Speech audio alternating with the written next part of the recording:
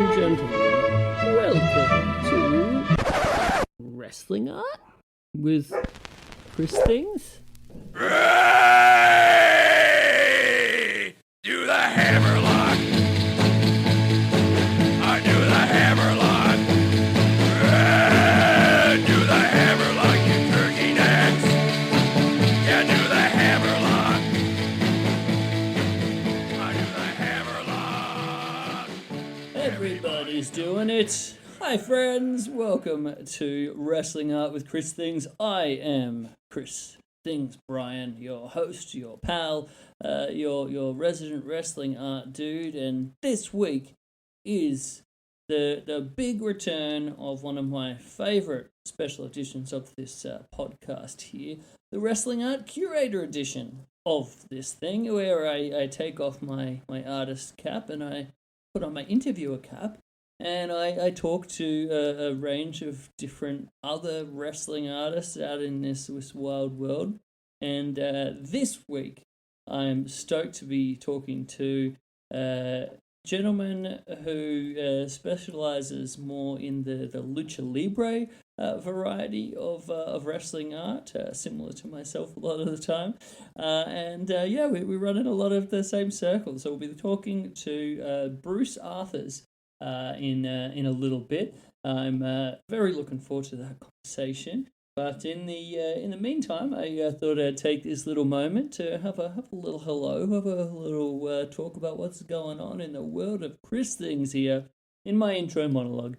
I'll try to keep it short because I'm sure I'm going to talk Bruce's ear off and it'll go for ages. But in this little bit, I thought I'd take a moment to let you guys know at the next podcast, I think might be we'll have a little bit of a pause because I am currently gonna go into my mode where I lose my brain and I just make all of the art. It's my art creating time with my new 2026 solo show coming up, which I'm very excited to spill the beans on a little bit here today.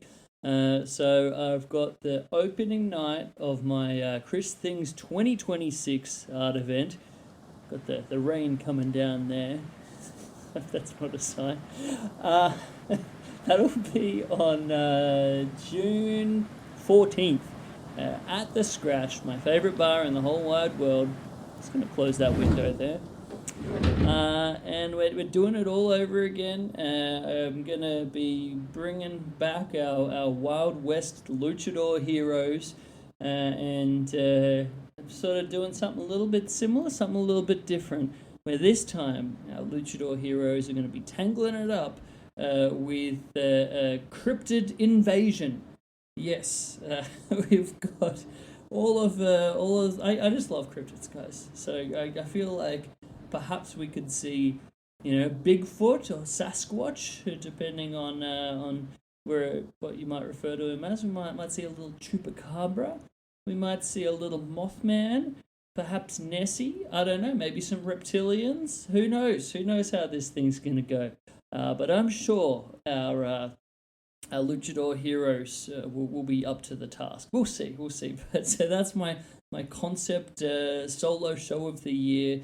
Like I said, I'm going to be losing my marbles until that point, just making all of the art, trying to create as much art as I possibly can for this show, which I'm very excited about. If you guys would like to come along, anyone in the Brisbane area, I would love to see you on that evening, the June the 14th, Sunday night, June the 14th, and we'll even have a little, in addition to all of the art being on the wall and all available for procurement, we'll also have a special little one night only return of Wrestling Club with Chris Things to top off the night. So this is what I was talking about in the past. I want to bring it back as sort of like a special sometimes food. So if you like my art, if you like a little bit of Wrestling Club, if you like cowboy luchadors and cryptids, I think this is the show for you. So I'd love to see you there. So that's what's mainly going on in my world right now. Just sort of getting into the kind of the conceptual phase of that, I guess. So in 2 weeks from now, I'm really going to be losing my mind, so I won't be able to do a podcast. But I'll be back thereafter. I'm sure we'll have to do a little bit of a debrief podcast of this big old event. But that's the main thing that I've had coming up. Also, I'm stoked about our upcoming CULT-LUCHA night at the end of the month, Sunday, May 31st. Will be our fifth of these CULT-LUCHA evenings.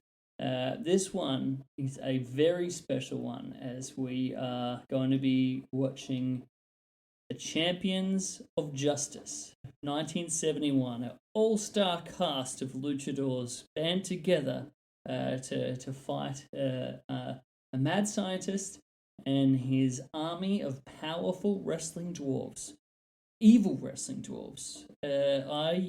This is just the most ridiculous, amazing, kind of film of the genre. I adore it. This will be the first time I've actually watched it in full. But let me tell you guys, there's some incredible moments here. So I'll be very excited for us all to watch that together. That kicks off at 7 p.m. at Netherworld with my tag team partner in crime, Andrew Leavold of Trash Video fame. So very excited about that one. So please come along to that. A free evening as well. Then, of course, yes, the opening night on June 14th, as I mentioned. And then after that, we just had another special one announced, Printorama, the Festival of Print. It's a new initiative being put together by Forge Ford's Amy Crow and my dear pal James, very, very talented artist, both of them actually. And I'm so excited about this thing. It's going to be going down at the Newmarket Hall in Ashgrove on Saturday, July the 4th. And they're looking to make this into like a nationwide festival celebrating artists, illustrators, designers, and this wonderful thing known as print. Like it's not just like on screen, guys. There's something about that tactile when you see print in person as a graphic design nerd. It doesn't get much better than that. So yes, I'm very excited to be part of that. I just got the official thumbs up email the other day, so I've got it all listed on my website. All of this, christhings.com.au is the place to go. You've got my events page on there where you can keep up with all this stuff. And yeah, of course, if you would like to support the Chris Things, I have a bunch of my art up there for procurement, fancy art prints. From as little as 25 clams, might I say, and free delivery. And calendars. We still have the calendars kicking, the 2026 calendars with our Luchadors versus Alien Invaders concept there. And a bunch of some originals, and of course my match of the week illustration series. Yeah, have a little look. But I think I don't want to lollygag too much longer on here. As I said, I'm very excited for this chat coming up here with Bruce. But yeah, I guess I just wanted to have a chat with you guys, let you know that we'll have a little delay for the next podcast. So hopefully this will satisfy your thirst, your hunger for the wrestling art audio content until that point. But yeah, I thought it was really good timing to talk to Bruce, because we both are currently involved in this Blue Demon Il Icono art exhibition in Mexico City right now. The gallery of Blue Demon, and I think, as two guys, Bruce is Canadian, I'm an Australian, who are kind of like outsiders, getting to be part of this official Blue Demon Legacy art exhibition is a very special thing. And Bruce actually got to be there in person, so I can't wait to talk to him about that. So I think that's enough sizzle here. Before we start, I will encourage you guys if you want to check out Bruce's work. I find this can be a good way to, you can be interacting with it and looking at it while we're talking about it, kind of thing. Check out Bruce_Sma, SMA_artist on Instagram. And I think I hope you guys love it as much as I do. Just wonderful work. But without any further ado, let's jump into our interview with Bruce today.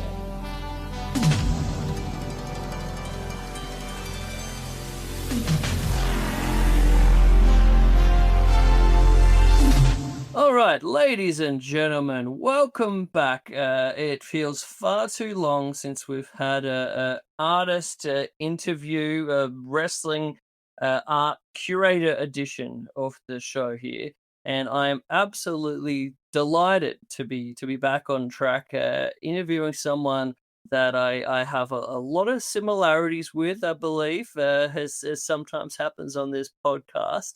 But fellow whose art I have admired for quite a little while now.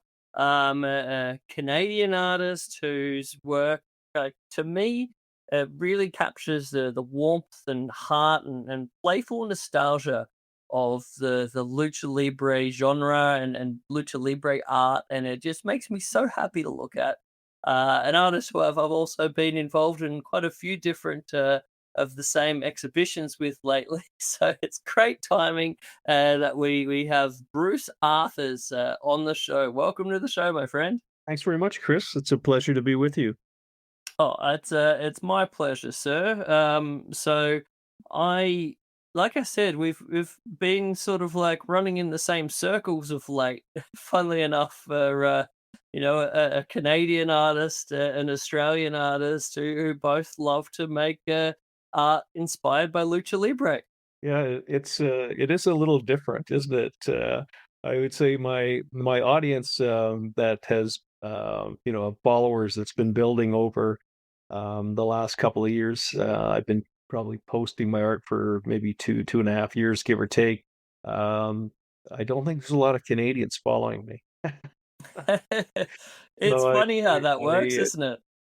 yeah. So I seem to have been able to connect, and it's been just an absolute joy to have a lot of folks in the U.S. and a lot of folks in Mexico, and then on top of that, I think there's yourself, obviously in Australia, and there's a few people in Europe that I'm aware of. So it's really cool to be connected to people who are finding what we do to be interesting, right? And that they're enjoying it. So it's very satisfying when you're sitting down to do something and you put it out there, and the response is positive.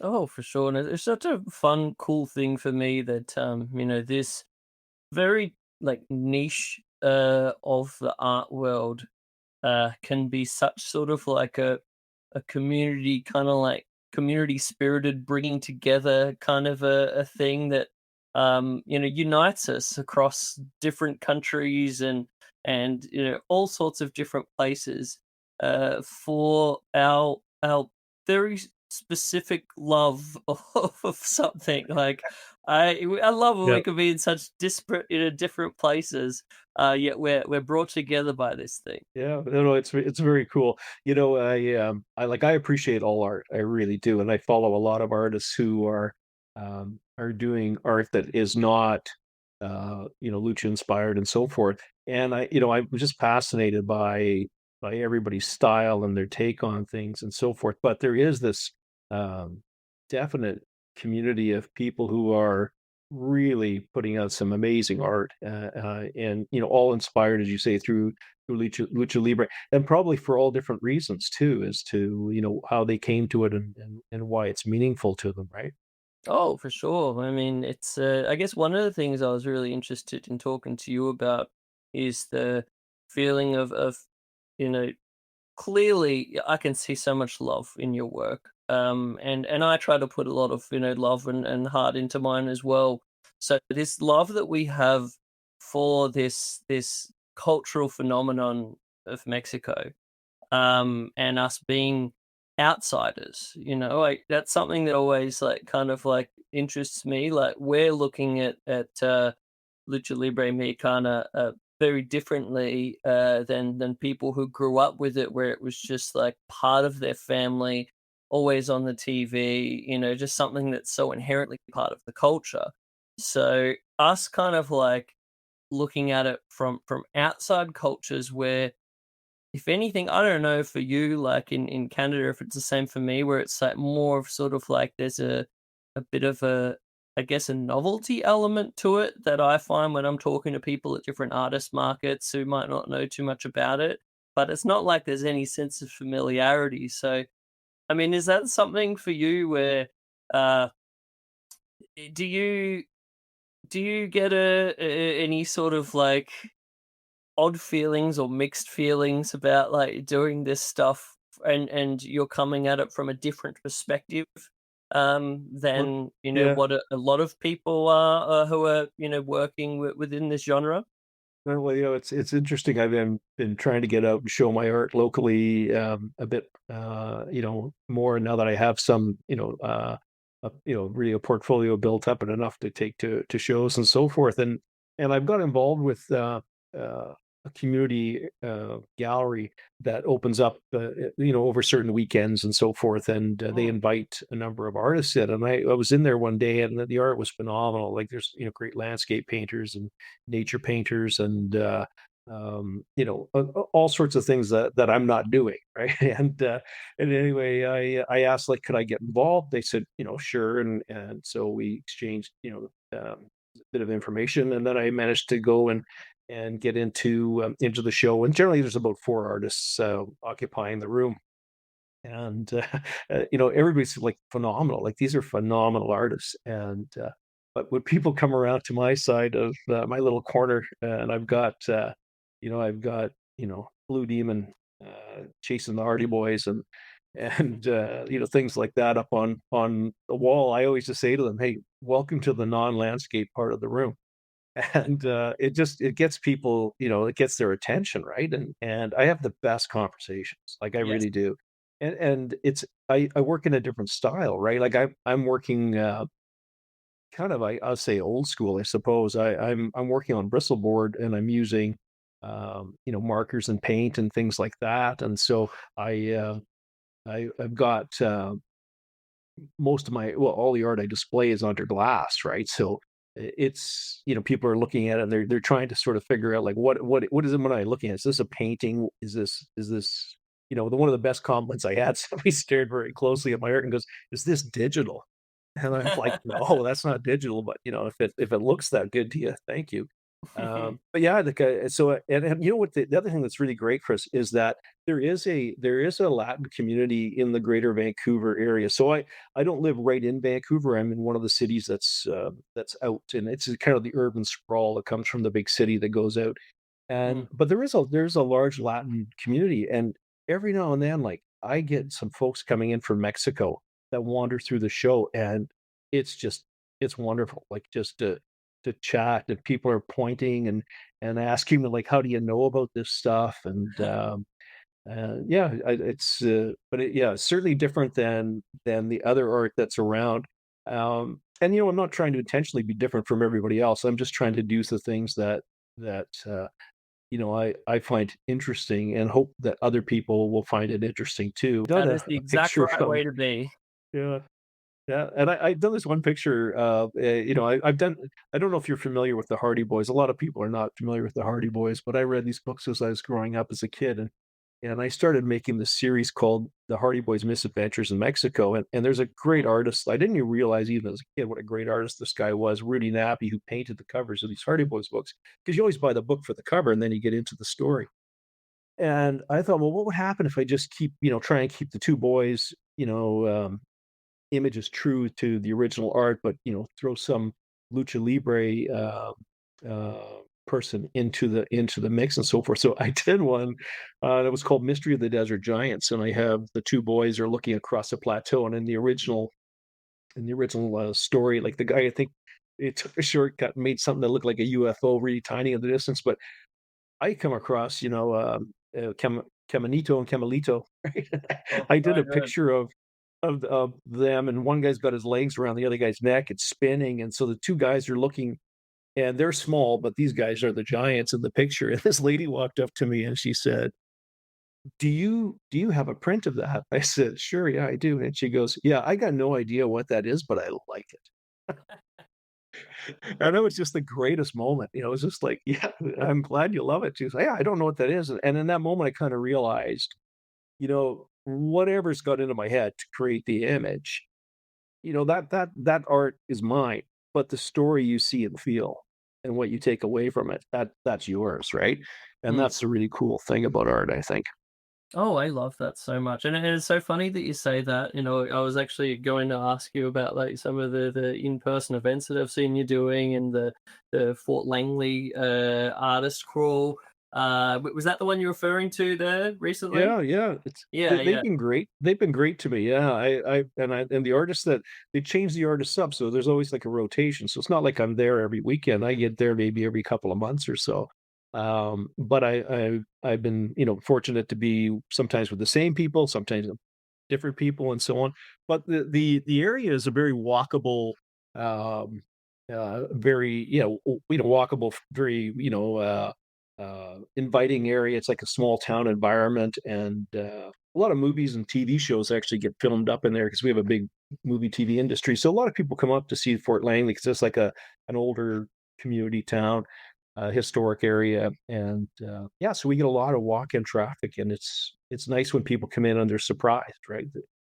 Oh, And it is the like I best say, part. I mean, some that's what really connected with me with what you were saying, because I do a lot of in-person events over here, and a lot of them are your sort of artist markets and different things of that nature, and so you're meeting people who are looking at this art who, sometimes like you're saying, I adore when I get people who have like Mexican family, or they can actually like connect to it from that sort of perspective, and you get to see their eyes light up, and they're like, "Oh, El Santo, Bill Mascaras, Blue Demon." But then it also is like somehow even more rewarding when you get that reaction that you were saying before. People who are like looking at this stuff, and they're like, I've had the exact same thing about like some of my Kemonito cowboy sort of like stuff that I've done over the years. People looking at it like, I have no idea what this is, but I like it and I want to have it on my wall. And yeah, you that's know, awesome. it's Yeah, just well, so great. I was yeah, I was quite fortunate one time, in the sense that I'd put my name in for a particular weekend, and I didn't hear back. So this is at the Fort Langley spot, and so I followed up, and they said, "Oh, well, you know what? You're the only person that's got their name in. Do you want to go ahead by yourself?" And I said, "Oh, sure, why not?" Right. And we have a guest book that we ask people to sign on their way out. So I mean, I'm Mm, the only person in the room. I had the whole place to myself, and it's a that's nice space. awesome. So I was able to, set up lots of things, and I was asking people, do you mind signing the guest book on the way out? Do you mind signing the guest book on the way out? And they were, most of the people did, which was really nice. And I didn't look at it until the end of the second day. And, Chris, I gotta say, I had to take pictures of the pages because people really enjoyed what they were seeing. They didn't necessarily know what they were seeing, but they really enjoyed it, which I thought was really cool. It was very satisfying, and, uh, yeah, it was sold some prints and so forth, and made it worth my while, obviously. But when I'm there, the other thing I like to do is I like to start working on a piece. So I'm working on Bristol board, like I said. 11 by 17 is the biggest paper I work off of. That's because that's the size of my scanner. So that's there's some rationale there too. But Mm. I've got my pens out. I've got my iPad up with the reference picture, and I'm working away, and people come by and they go like, "What are you using? How are you doing that? What's that all about?" And it's really cool. Like, you get to stop and kind of show people how things are progressing. And in fact, you were talking about the things that you and I are involved in together. One of the things being the great book that I'm so excited coming out is Luchadors versus Everything. And I Yes. I actually did my movie poster, or most of my movie poster recreation uh, for that book while I was in the art gallery that weekend. So Oh it was wow. really neat for people to be coming by, and be able to say to them, if this league gets accepted, if it turns out, if I don't wind up putting this thing into the shredder at some point, if this may make it into this book, and yeah, just great conversation around that. That's great. I always have so much respect for people that can actually, sort of like create work, within a expo or a market. For me, I just so struggle with sort of like the distraction element because there's always so much going on, and sometimes I'll just do sort of like some little like doodles just as a fun kind of thing. But yeah, to be able to jump from like one thing to then you know trying to like engage and be present there for people with like the conversations, like I just could not manage to do all of the things at once, but I have so much respect for the people that do, and I do think it's a really cool thing for people to actually get to see like making the things where you see all the finished products around you, but to actually see the process, I think that is a really nice thing to get to do it at these markets. Well, the secret advantage I have, Chris, is I'm really slow. Takes me a long time to finish something up, so I'm able to still set the pen down, kind of a thing, and have a chat with somebody and kind of go back to it because for me, like when I do one of my bigger pieces, probably start to finish, and honestly, I'm at it all day, but because I kind of have those moments where I have like the concentration, the focus, and so forth. But it probably takes me about 3 days to get something completed that I'm happy enough that I'm going to share and show people so yeah, like it's not like I can make a ton of progress at these events, but it's just enough to have people kind of come over and strike up a conversation, which I think is really the most fun part of the of being at these opportunities. So, and for me, the other thing I'm really grateful for is that this um, particular venue has accepted me and is not very far from where I live, whereas other shows I've done, which are in Vancouver, which is really not far from where I am, but the traffic here, and you live in a big city too, the traffic is brutal. So by the time you get your way down there and so forth and set up and all that, you should might as well be coming home at that point. So Yeah, yeah. the travel could be hard with these things. I'm in like, so I used to be in Brisbane, which was the big city. Then we moved up to the hills and the nature out here in the Sunshine Coast, Tinterland area, a bit further up the coast here in Queensland. And we don't have nearly as much close to us right now. I tried to do a little bit of stuff in this cool little town next to us called Nambour.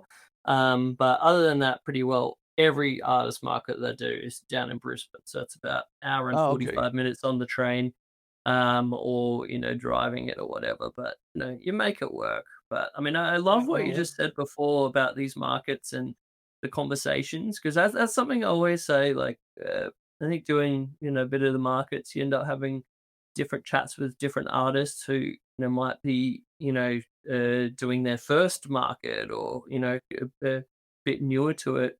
And the first thing I always say is like the greatest bit of advice I can give to any artist doing these markets is just do your best to enjoy the conversations. Like if you worry too much about selling or sales or all that kind of stuff, which it is valid. You do need to make money and make not make a loss in doing this stuff.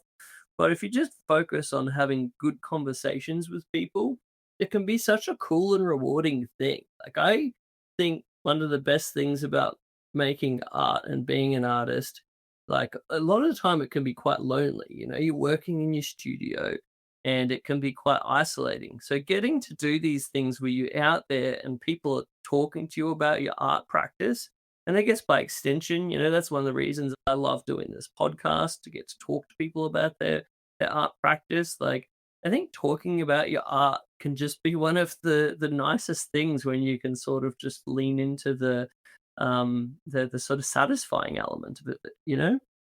yeah, I know. I totally agree. And to your point about getting good best practices, if you will, from people. So one of the first art shows I did was down in Vancouver, and I was beside this guy, and he clearly knew what he was talking about. And he was all set up on the wall right beside me, and we're chatting away. And I brought a bunch of prints, and I had them in a little box and stuff. And the first best piece of advice I got, he said, Bruce, you need a print rack, man. You need Hmm. you need to put your prints in the print rack. You need to walk away. People are not going to steal your stuff. Like, let Hmm. them flip through it. Let them enjoy it, and Yes. then you can kind of hang around in the distance. If they got a question or they want to buy it, away you go.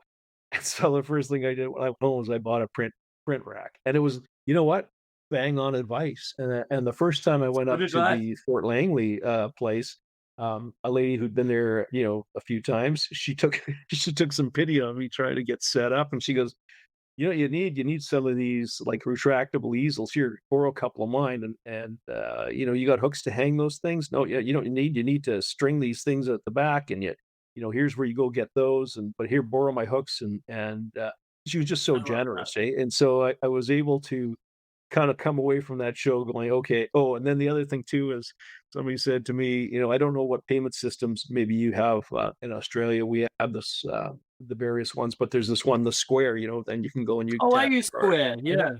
I did, yeah. So Yeah. somebody said to me, "Well, you've got a Square, don't you?" And I'm like, no, isn't that like really expensive? Isn't that like, a monthly fee like a Visa thing? They go, no, stop at the electronics store on the way home and get Hmm. one tonight and set it up so you can sell something tomorrow. And because I was like waiting for people to have cash, like no one's got cash for original art.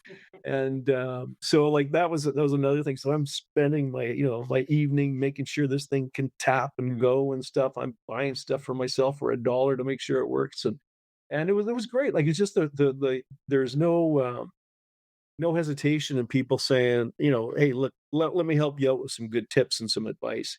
And it's been wonderful because we're all trying to do the same thing. We're all trying to get our art out there, and so it's nice when people are willing to support you and help you in that way. With their learnings, and you learn fast, right? So Yeah, of course. I mean, that's one of the other things I just love the most about these events, and it's the community spirit of everyone's there to help one another. When I was setting up at the illustration fair the other week, was mentioning and hey, if you forget your scissors or if you need a pen or whatever, just let me know. Or you can always borrow stuff from a neighbor. We're there to help one another. If someone needs to go to the bathroom, you can, if you see someone waiting in front of their store, you can say, "Oh, they'll be back in a couple moments. Don't you worry." Like, yeah, everyone's there to have one another's back, and that's one of the coolest things I think about like doing the tabling, art fair, artist market kind of stuff. So yeah, I just think that's so great. But like before I forget, I need to first make mention of probably the direct thing that brought us together most recently was, so we definitely had the Luchadors versus Everything Master Republic book, which I believe we're both going to be part of, which I'm absolutely stoked about. That thing looks so cool. But also the current Blue Demon El Icono art exhibition in Mexico City at the Gallery of Blue Demon. They had the opening day of it the other week, and so I submitted a piece. Hijo del Blue Demon Jr. was just so great through the whole thing. And I wasn't able to make it to Mexico City because of just getting there from Australia can be a little bit of a tricky thing sometimes. I wish I was there, but they managed to get my piece printed up and framed, and got a great position in the gallery for it, which I was really stoked about. But I was so enthused to hear that. So you were part of this exhibition as well. I loved seeing your piece for it. But I even more love that you actually made the trek down from Canada to Mexico City for this exhibition. I love seeing that picture of you and Hijo del Blue Demon Jr. and Blue Demon Jr. all together.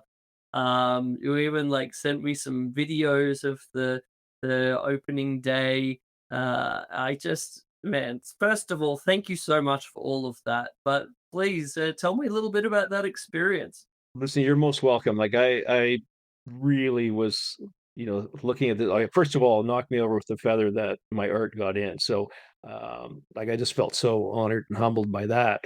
Oh, same. And I'm not a young dude. Like, I'm retired, right? So I said to my wife, like, this is pretty cool. So I really don't know how many Can I more ask, oppor- before you go on, can I ask how yeah. that conversation with your wife went in terms of, I'm assuming she may not be the biggest, person with the most knowledge of the history of Blue Demon.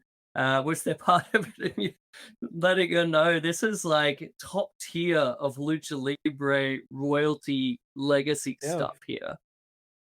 Yeah, well, I think, like, she see me, toiling away in what used to be my work office, which is now, I guess I'll call it my studio, over in labor of love over these pieces of art, right? And Mm. so the great thing is that she just knows me as a human being, so there's not much that's going to impress her. Like, she's known me for a lot of years, right?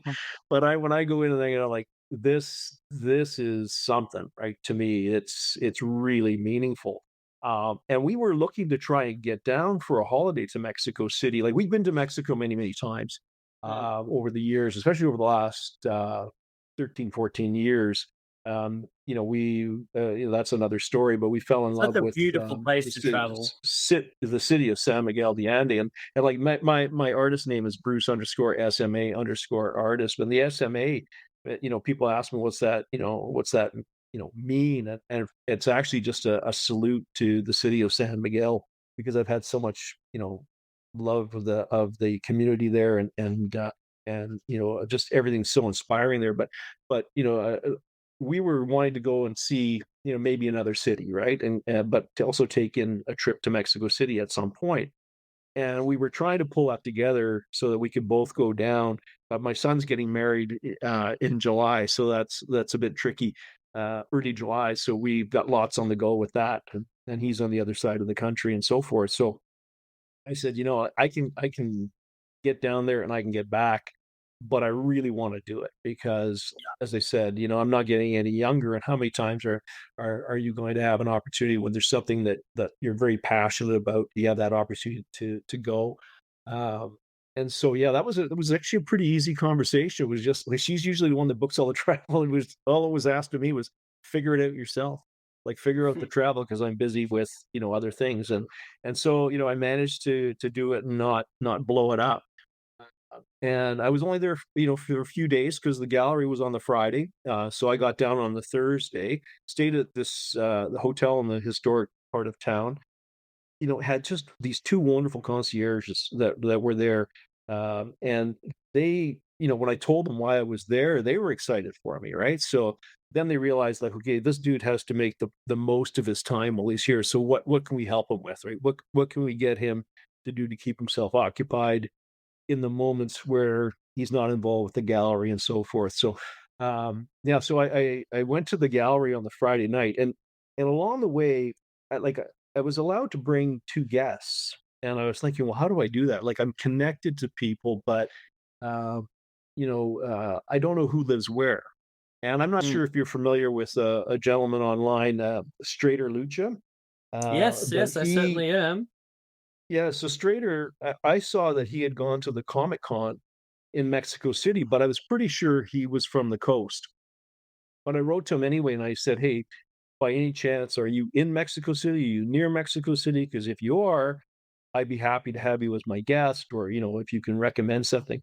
And he went to town and he found me two great folks that could join me. So the King Sue and Kencarnius, I'm probably pronouncing his name incorrectly. And we got connected and messaged back and forth. I was really, thrilled to be able to give somebody that experience, right? So we were trying to get together at the gallery, but my Uber driver took me to that part of town. And he goes, like, "This is it." I'm looking at everything shuttered up, and I go, like, "This is not it, man." He goes, "This is it," and I'm like, "This is not this. Like, here's the picture of the building." And so the addresses aren't perfect. It turns Mm. out it was just around the corner. So I'm Google mapping it, and I'm good, right? I'm like, okay, I know it's here someplace. So I get out of the car and I cross the street, and who's walking up the street but Blue Demon Jr. Oh my just by gosh. himself.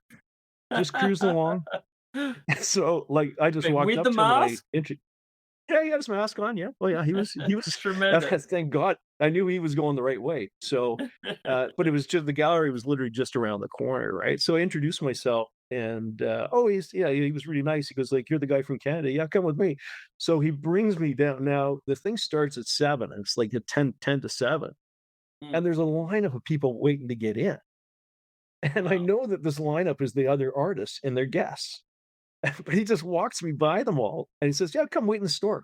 So the store is down below, and then there's a set of stairs that takes you up to the gallery. So Mm, I was a little sheepish, right? Like, I'm in the store all by myself. I don't, I'm no more special than anybody else. So I took a few pictures while the store was not crowded. And then I popped back out on the street, and then I started recognizing some of the masks in line, which was really cool, and just started having conversations with people. If they could, everybody's English was better than my Spanish for sure, right? yes, So, yes. and right before I had gone down, I'd posted a piece of a wall of masks. I'd always wanted to do a piece of a wall of masks, but it's been done so well by others, and I thought, well, what's unique about my take on things? And then it dawned on me, right? Like, what about all these great people who inspire me and share my art and have been supportive of me and so forth who wear masks? Like, there's so many artists.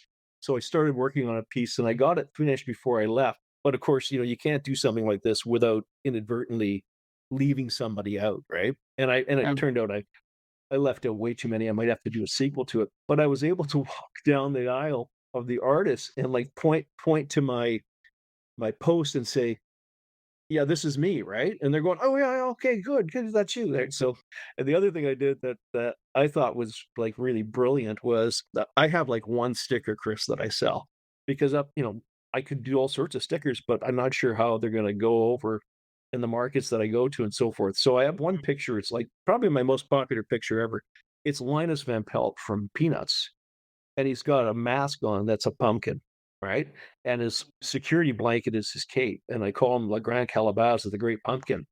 And so I made stickers on that. Sticker sells in Canada, so I brought a box of stickers down. So here I think of being such a smart guy, being able to hand out a sticker to people at the Blue Demon Gallery, and they're handing me like books and prints and oh my god, it was just I was just overwhelmed with the generosity.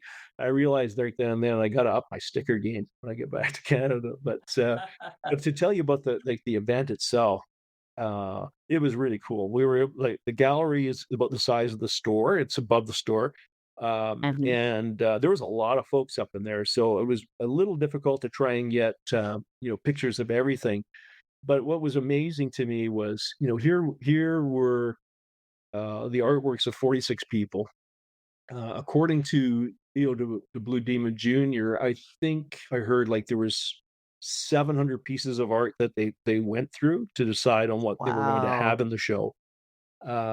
There was like 300 and something artists from around the world. So to be included in that, as you were like, it to me was just like amazing, right? Obviously, there's a lot of folks uh, were artists who were from Mexico. One young fellow flew in from Guadalajara with his dad. Right, like it was a big event for them too. So it was nice to see everybody having the sort of the same uh, kind of experience that I was having. And I knew you weren't able to attend, and there was another gentleman, Edgar Diaz, who's from Tecate, who was not able to attend. Uh, so I'm kind of connected with him, so I wanted to make sure he got his pictures of his art and where it was displayed and so on. And we were in the room, and I everybody got a chance to meet Blue Demon Junior up close and personal, and So he would cool. sign things for you and so on. But I, not that he doesn't have 4,000 pieces of fan art already, but I brought him two pieces that were meaningful to me. One was a print of what was in the gallery because my original wasn't there. It was a print such as like what you had, because Mm, I didn't know if I was going down or not. And even if I did, if the original didn't sell, I would have had to pay to ship it back, right? So mm, I was quite happy to have a print of it, there on the wall. But I signed one for him, and I also signed one of my quote unquote Hardy Boy pieces called Mystery of the Aztec Warrior. And that one was special to me because it kind of set me on the path to doing this art. And I had it's one where you've got the two guys are leaning over a stone tablet. They're looking at it. In the background is Blue Demon Jr. with the big Aztecian headgear on. It's so And cool. I love and that piece. so you're familiar with so Mm. why this is meaningful to me was Mundo Libre Arts had posted that on Excellent Instagram and account, by the Facebook. way. Everyone needs to make sure you're following Mundo Libre Arts. They're Oh, such a great piece he's of the culture. oh, he's so phenomenal in finding art and sharing it. It's and he's just really generous in that way. So he sent me a note. I'd never communicated with him before. Sends me this note going, "Hey, I saw a comment from Kevin Kleinrock on Facebook. He really likes this." And so my first reaction is like, I want to write back and go, "Cool," and then I realized maybe I should find out who Kevin is. Uh, so Mm, so I started doing my digging, and then I discovered, of course, that he's one of the two main people behind the Masked Republic and so forth. Which so mhm. that was really great, and from that, a lot of Very things have cool guy. sprung. But Love Kevin. yeah, and so anyway, I took that piece down to as well because I wanted to get one signed for myself. So I had my picture that's in the show and my Aztec warrior one, but I'd signed one for him. And he looked at me, he said, "Oh, will you sign it for me?" And I said, "Oh, I did sign it." And I didn't want to be like too, over the top with my signature. He goes, "No, write me something. Write me more. Mm. Like, please write." So it was great. Like he asked me to, just add some verbiage. So I was able to say, thank you for the inspiration and wishing you all the best, those types of things. But yeah, and his son, who has quite a long name, he owed Blue Demon Jr. I said to him, do you mind if, like, I don't know, but you mind if I asked you, like, what do I call you? Because your name is really quite long. And he smiled and he said, "You can call me Junior." Now, I don't know if that means he goes by Junior or he just meant I can call him Junior. I have no idea, but I appreciate it because it made it a lot easier to chat with him too. And he was great. They both were wonderful. And they signed everything for everybody. They greeted them. They took pictures. They mingled. It was just a magic event for me anyway, and like a bit of a blur, right? And then after that, I was able to do some sightseeing. I was trying to track down while I was in the city, a fellow whose photograph was part of my inspiration for the uh, for the artwork that I did, and he wasn't able to attend the gallery, but we were trying to connect the next day. But I wound up going. My concierge sent me to El Fantasma's taco restaurant. Oh, so It's cool. awesome. Yeah, like it's like a big trailer, and it's by the artisan market, right? And One of the I was all-time down. great masks there as well, might I say. El Fantasma, the original El Fantasma and Hijo del Fantasma were two of my long-term favorites. Anytime I see any of those classic photographs of El Fantasma, I just think the Phantom mask converted into like Yeah. lucha libre Oh form yeah. is one of the coolest things. Yeah, no, it's just like it's in a nice spot. The folks were great. I was able to have myself a michelada and a couple other cold beverages, Hmm. and shop the artist market and all that. And I was able to pop back to the gallery for a little bit. And I'll tell you, the gallery was open for 3 hours to the public that day, and it was lined up. It Awesome. was just lined up the whole time. It was nonstop. So they finally had to cut the line off because it was just never ending. Oh So it was wow. great, like you just knowing that so many people were coming in and seeing the art, and yeah, your piece was sitting in a really cool corner above some figurines and statues. I don't even know how the people did it. I don't know if they create them in the computer and 3D print them or if they get them by hand. I have no clue, but the stuff was amazing. But what I really found cool was the fact that we all answered the call, right? So here's what does this mean to you? What can you do to celebrate Blue Demon the icon? And there, from what they selected, there was 46 unique pieces, right? So Hmm. it just so as an artist looking at other people's art, you're able to say, look how we all we all have the same task, but look how we go about it differently, and look what we've Mm. created. And yeah, like I mean, I couldn't replicate anything that anybody else had in there at all, right? But I was happy to be amongst them. It was really cool. One of the things that just blew my mind was there was a giant Pez container. You know Oh those yes, I canned love Pez, that. and I think it was La Mascarada. I think he done that, and it was just so authentic. It looked like somebody had taken a like a a scientific ray and just blew one up. It was so well done, as was everything, right? So, Mm. but you're walking around and go like, who could come up with that? What a great idea! Like, because I'm a person who likes to mash things up, in my art to try and make it interesting for myself and hopefully for others who look at it. So, Oh, I just they did such a great job of the curation element of it. So both props to Iha del Blue Demon Jr.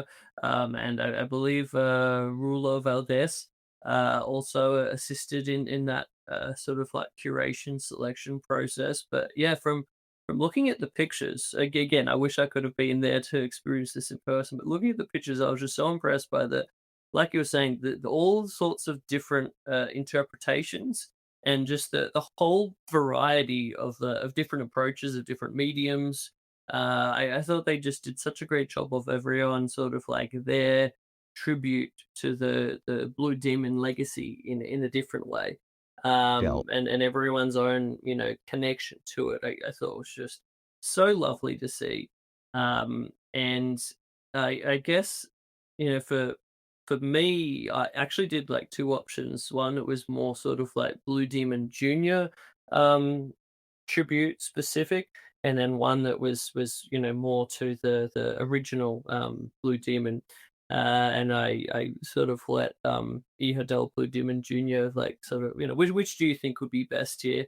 And he said it was more like in his mind more about his grandfather, the original Blue yeah, Demon, so that's why we sort of went to with the one that I did. It was more the kind of tribute, especially like the film kind of like side of his career and those incredible lucha libre movies that are just so close to my heart.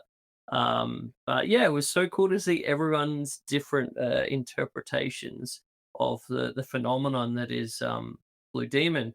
And I'm not sure if you're aware, but I am so excited. Blue Demon Jr. is coming to Australia later this month for a show. He's going to be wrestling in Australia for a show called Lucha Down Under. I'm actually flying to Melbourne for it. well, good for Uh, you. and yeah, one of my all-time favorite luchadors or favorite wrestlers ever, LA Park, the original La Parka, is Yeah. also going to be on that show. Who just happens to be my girlfriend's favorite luchador. Oh, very She cool. she has very little knowledge of like wrestling or anything, but she just thinks LA Park is the coolest, which I think is kind of Well, I amazing. saw a post by Blue Demon Jr. And I can't remember if it was on. I've only just recently got on Facebook, and it might have been over on Facebook. Mm. But yeah, he was calling out somebody local down there and was coming at him for the Mad heavyweight Dog. title. Yeah, Oh, LA Park is going to be facing Mad Dog, but yes, I know the one you were talking about, where Blue Demon Jr. is yeah, going to be facing off for the BCW Championship, I believe. But yeah. no, very excited You know, for that. you But I'm also excited to get to meet Blue Demon Jr. and get to say hi to him and yeah. ask about the show and yeah, I'm looking forward to it. Oh, no, that'll be a thrill. It absolutely will be. And you got to look and say, what is the reach of that mask, right? Like that Mm, he can fly to Australia, and I'm sure the place will sell out, right? mm, It's just incredible how well known worldwide some of the I'll call them maybe the legacy masks are. Like this, like when you see it coming down generationally, like because now you've got Blue Demon Jr. and then you've got Blue Demon the Third, and you've got Elio de Santo, and then now you've got Santo Jr. And it's yeah. just like the legacies live on.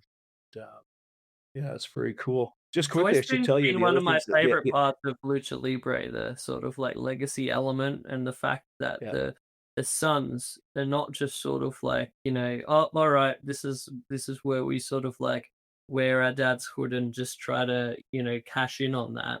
It's like carving out their own part where they can be as big, if not, bigger to the current generation than their father was. I mean, talk about Hijo del Santo. My gosh, the only matches at the original El Santo that I've been able to find and watch were, the ones that are in those incredible movies.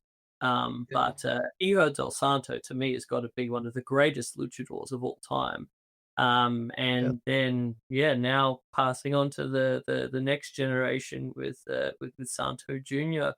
Very very interesting stuff. But I've always just loved the whole family side of it, and like the Wagner dynasty as well, with the original Dr. Yeah. Wagner, and then Dr. Wagner Jr., and then now Hijo del Dr. Wagner Jr. and Galeno del Mal.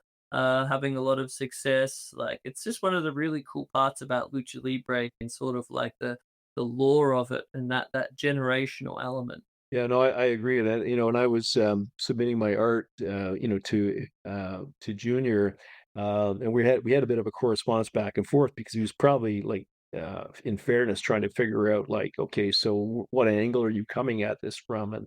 And I explained to him, that really where my real passion for this art and the storytelling that came from the movies, right? Mm. So when I first started doing the art, like I was seeking out pictures of Blue Demon and El Santo because I'd seen the movies and I loved the movies. I just thought they're so great.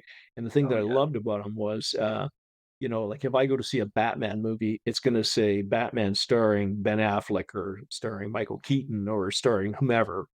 But you go to an El Santo movie and it stars El Santo, right? Right. And to me it was like, and my biggest influence in terms of, art and comics and storytelling and all that when I was a kid was Batman.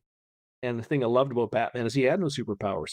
He was rich as heck, but he had no superpowers. So he just had to use his skill, ability, et cetera, become And a the very great high detective. powered And gadget driven belt. yeah. And so when I looked at these movies, I went, okay, well, hang on a second. Here's people that are playing themselves. They've been transported to this other reality, and they're fighting werewolves and mummies and mad scientists, and they save the world and everything. But they do it with their skill and ability and so forth. And I thought, well, if you can create a movie like that, then why can't you transport those individuals into different scenarios and so forth? So even though, while I've done some art that is, and probably the ones that have the battles, like the true moments from the ring, are actually all Blue Demon Jr. and Elio Santo, because there's some great images out there. The storytelling, as I said to Elio, the Blue Demon Jr., was that it sparked from that. It sparked from the original uh, Blue Demon, and came to me that way. But I also said to him, "Look, I will tell you right up. I'm a Canadian, right? So I believe that any 12-year-old child in Mexico has probably forgotten more about lucha libre than I may ever know. But what I do know from living internationally and so forth is that there is a underlying cultural significance to these Mm. heroes.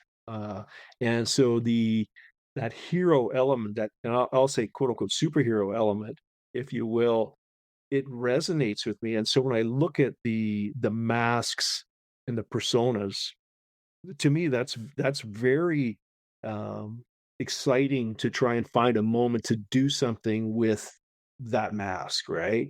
Um, Yes. if you look at Guerrero Maya, like Mm. he's got the one mask, like that's like a Batman mask, right? Like, so you can, if you're me, you can come up with ideas and do things, with that. And Such a great I love luchador, that. might I add. It's interesting you bring up a guy like Guerrero Maya, in that he is one of those kind of guys that's probably not the most recognizable to a lot of fans. Not that kind of like really famous level of a Mystico or a Hijo del Santo, but just an incredibly talented luchador, who, similar to like a Mil Mascaras, has so many different variations of his mask, that I've always admired. So many different like little tweaks on it. Some of them more sort of Batman inspired, some more of like a. I've even seen some that is almost like a robot kind of like variation that were really cool, and then a lot that more tap into that sort of traditional kind of like Mayan element that is just absolutely beautiful. But yeah, Guerrero Maya, one of my all-time favorites. Yeah, so those those are the key elements, and I think he understood then once I told him that. And I had done a diptych, and it was inspired by a bunch of different things. So there's two images, but the image that made it into the show is one of a young boy wearing a blue demon mask, and he's kind of flexing, and he's looking down at a dog. And in the original photograph that I referenced, there was no dog, so the dog was part of my diptych story, which I won't bore everybody with. But that the kid is transformed, right, with this Mm. mask. I have no idea what this kid looked like without the mask, but I bet you he was probably, you know, uh, a good-looking kid. But put the mask on, and you just see there's a transformation, right? So And cool. he's flexing. He's not the biggest kid on the planet, but he's flexing like he's Arnold Schwarzenegger in a Mr. Olympia, because he's transformed in that moment. And that's the thing I think that's really cool. Like some people, as I said earlier, they asked me like, what does the SMA in my name in the name stand for, my artist name? And it is San Miguel de Andy, but I've kind of changed it a little bit. I tell people sometimes it's struggle, mystery, adventure, because I really Mm. want to capture some form of emotion, if that makes sense, some form of expression that can still come through even with the mask on. And lately, what I've been doing is I shouldn't say a lot of, but I've done a few with kids, right? That I found great photographs of, just the right picture of a kid wearing a mask, and it's either cute or it's, in that case, it was, kind of the more fierce, whatever the case may be, but they're genuine joy that Mm. the person is having, and that's how I go, like, I'd like to make an artwork from that. And then what I'll also do is I'll mash things together. So even that diptych I was kind of mentioning there, it was really a whole bunch of things that I'd seen that I thought, well, that's kind of cool. That's kind of cool. I want to do something with that. I park it for a while, and then suddenly like something comes to me. And a lot of the things that come to me through music. When I work out, I have my music going and stuff, and I'll hear a lyric and I'll go, "Holy smokes, that's a cool lyric." What image could go with that lyric? And so I recently posted, or I should say reposted, a picture of Tigre Blanco squatting on the top ropes. And it was a photo I'd seen, and I thought, "Oh, that's a cool photo." And then I heard this lyric, from this perch, I am a god. And I So went, good. "Yeah, that's the moment, right?" Hmm. And man, I labored over that one because I wanted to get that thing, just right. And I was really thrilled when he came on and collaborated with me on that image. But those are the kind of things that kind of give me a spark, because sometimes I sit around going like, what am I going to do? What am I going to do? And then it'll come to me, and it'll come to me in waves, and like I'll be listening to lyrics and different songs, and I start writing them down, going, "Well, wait a minute, there's got to be something that can go with that. There's got to be something that can go with that." And then there's so many great photographers who are taking pictures of the arenas and so forth, whether it be Oh, regionally or in Mexico City and so forth. And I'm a fan of comic book art. I was away from it for many years. Like, I didn't draw for like probably 30, 35 years, and I didn't read comics. So, till I retired, I was able to get back into it and so forth. And I just loved, like, great comic book art. But then when I look for dynamic poses, I go like, you can't beat the poses that come from real life of guys flying, like real guys flying, yes. through the ropes, over the ropes, through the air, whatever. You look at some of these pictures and you go like, that's more dynamic than anything I can recall in recent memory of having seen in a graphic novel. You know, and that's no knock on graphic novel artists, because I admire them greatly. But I look and say, if I'm going to try and find a dynamic pose, I'm just going to keep scrolling through some of these great photographers that have the action going on because it's pretty inspirational. Oh, 100%. I think the lucha, even like the contemporary lucha photography that we have so many different great artists. I couldn't even begin to name them, but I follow so many on Instagram. It's one of my real favorite parts of seeing these great different photographs and then screenshotting it. Now, oh, I could make something of that. I could make something of that. It's where a lot of this inspiration kind of comes from.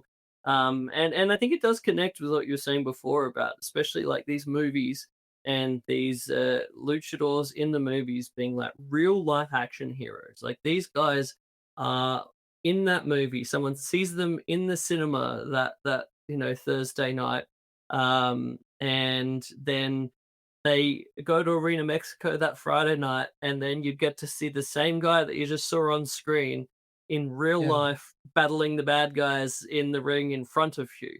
The yeah, idea of like connecting this thing and being like a real life action comic book hero, basically, and their real identity being still a secret. Like I just think yeah, there's something so cool about that. But yeah, like yeah. the actual photography, I think, really um, always calls to me in a very strong way, and it just is so expressive.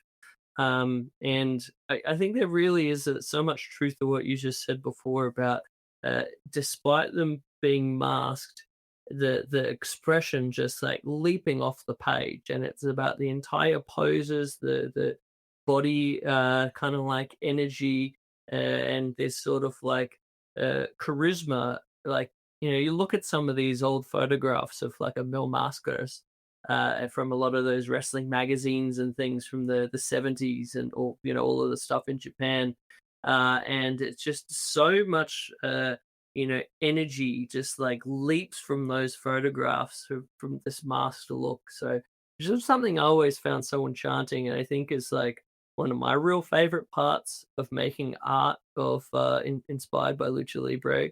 um and that's something I try to capture in my art, and I definitely see it in yours as well. So it was very, very cool to hear you say that, like, same thing that's like sort of been in my mind for so long. Well, yeah, like I look back at some of the covers of the old Lucha Libre magazines, right? And you see the photography from there, but there's the like I did a my take on it, and I was very happy with how it turned out. But the reason I did is there was a picture of Fishman, and Oh, he's another he's got his excellent head mark. slightly turned, and he's just looking into the distance, and I Mm, like the guy's completely masked up, but you look at his eye mm, and you just say, okay, like, there's something going on there. There's something that he's either in deep thought or he's spotting something or whatever. But the expression the photographer caught was unbelievable. And I mean, it'd be unbelievable if he didn't have a mask on too, if you captured that look, uh, of somebody doing that. But the mask just adds like the dynamic. So uh yeah, it just lends itself to storytelling, right? And to creating mythologies, if you will, that spring from that. And so, I'm so thankful that I've kind of found that as an outlet because my whole desire when I started doing art again was I wanted to do things that were inspired by emotion and so forth.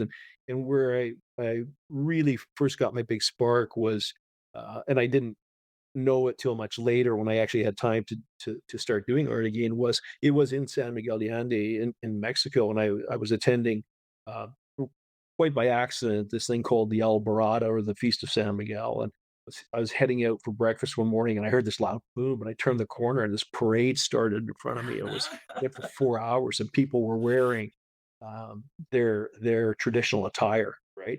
And some people were barefoot going down the streets of the city, and it was a warm day, and this parade went past me and up the hill and finished in the Jardín and everything, and I got so many great pictures of people, their expressions and so forth. I thought, when I sat down to do art, I said, I got to look back through some of those pictures because mm, that's what I want to capture. I want to capture.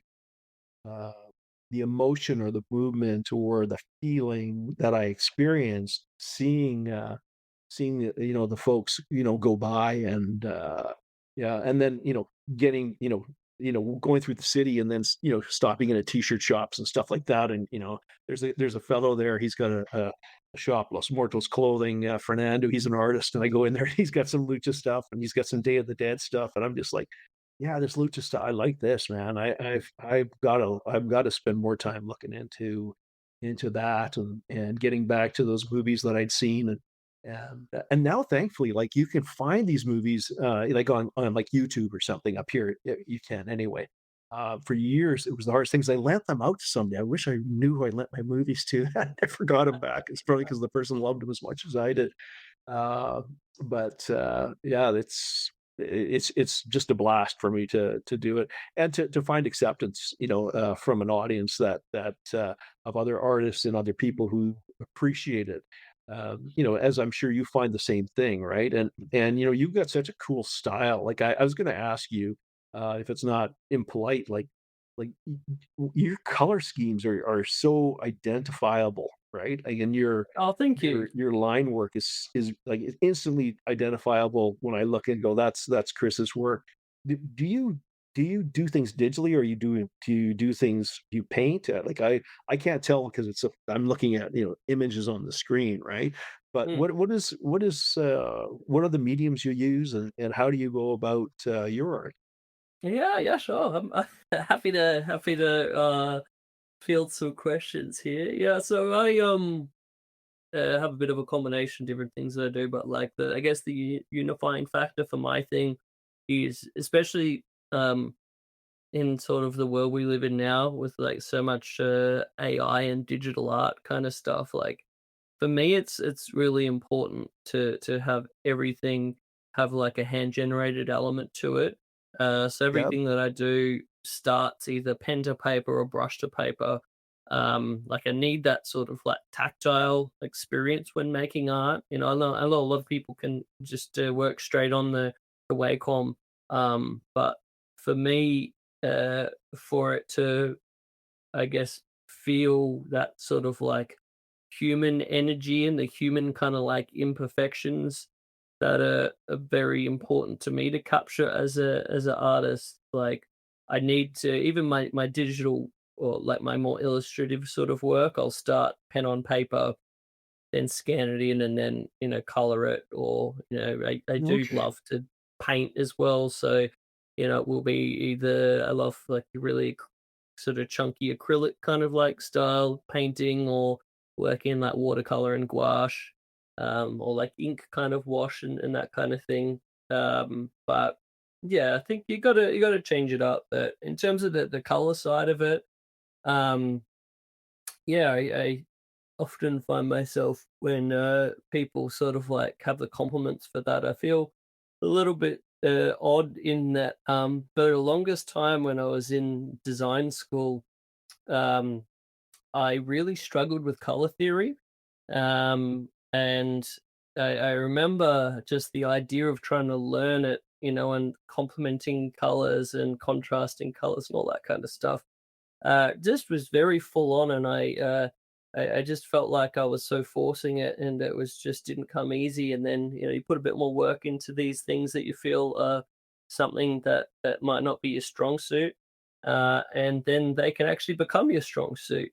So once I sort of got a bit more comfortable with it and just started stopping worrying about the kind of colors that people say this goes with this or all that, just lean into your own eye, lean into your own feeling of like colors that feel fun, and they might not technically go together, but for you they feel like they go together. And using colors that you would like wear on a day-to-day basis, or colors that actually feel kind of like part of you, that's where you can start to I guess have sort of a sort of a consistent style when it comes to these kind of like colors that you're working with. So that's probably like my thought process on it. But no, thank you so much. That's very nice to hear. Yeah, no, it's like having a unique signature, right? Like Mm, I can look at that and go that's Chris's work, and I really like the way you do it, and again, it would be like you and I sitting down and we're looking at the same object or the same person or whatever, and we sit down and finish it up, and we'd be totally different, right? And that's what I love about art is how people see it, and then how it translates. And well like said. I I the was only thing I having do. this exact conversation with a friend, maybe last week, and he was, we were talking about, like photography, and the time when photography came around, and then it's like, oh well, I guess artists are going to be out of a job now because we can just take a photo of the thing instead of Yeah, recreating it as a painter, and then that pushing art into more of like, okay, well, I think art is more about the artist's lens of what the world looks like rather than just trying to recreate it with as much accuracy as humanly possible. And the coolest thing about art to me is exactly what you're saying. It's like every artist has a unique lens and the way they see something and the way it comes out. And that's something I really love about your work as well. I mean, it is very distinctive. It is very I can see a piece of yours come up in my feed. And I don't even need to look to see that it was from Bruce. I know. And there's a warmth to it. There's a sort of like I can definitely see that like comic book kind of art inspiration that you mentioned as well, because that's something that I have a lot of love for as well. And they're just the sort of I guess the nostalgic quality that unites it all together is something that really like jumps out to me when I look at your work. And sort of there's some the nods and the mashups I really love, the thank slightly you. humorous kind of like quality. I think one of the ones that really I remember seeing and I was like, okay, I love this guy's work is the Bruce Springsteen that famous record cover reference Yeah. with the mask in the back of the jeans. I just thought that was so, so cool. Oh, thank you. Well, quick story on that is uh, there's the exhibit. I don't know if you've seen online this one called 200% Mexa. Oh, That's yes, that going was to another be. one. So that's one that we're both part of, right? That Oh, my cool. great So, amigo Porta Veritas put together. yeah. So I've got that one in there, and Lucha Flan was great. Mm, I said, hey, look, I see you've opened this up to everybody, which is like really awesome. Full disclosure, I am not Mexican. I am not Chicano. I'm not American. That's me again up here in Canada doing my thing. But would this kind of resonate? Because what I also did with that one was I put the Mexican flag yeah, it's into the the background. image, right? And I didn't want to call it something that would come off as being trite or as appropriating in any way. So I left off the any reference to the original album name, but I thought, well, solar powered, right? Like he's got the red solar Mm. mask in his back pocket, Another of my all-time and favorite masks there, Solar, and incredible luchador as well. One of the great Llaveo maestros. yeah, and so yeah, I was really thrilled that that one's going to be in there. And so something I did at the last time I was at the Fort Langley Gallery, and for the first time I've done this, I thought, I'm going to put my art into an actual portfolio, some of my original stuff, and I'm going to bring it up with me so I can show people, because everything I do is under glass because it can't get wet, it can't get dirty. It's on crystal board, right? So then I can show people, like, flip a page over, you can see the bleed through, all those kind of things, to the identifying marks that show that this is actually done by hand.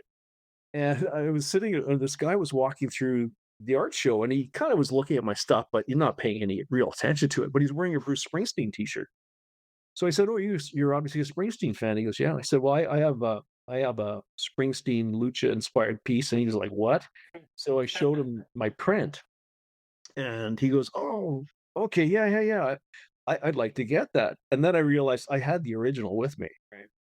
And I Right. said to him, "Well, would you like to own the original?" And him and his wife they looked at each other and they said, "Yeah, we're not the people who have original art money."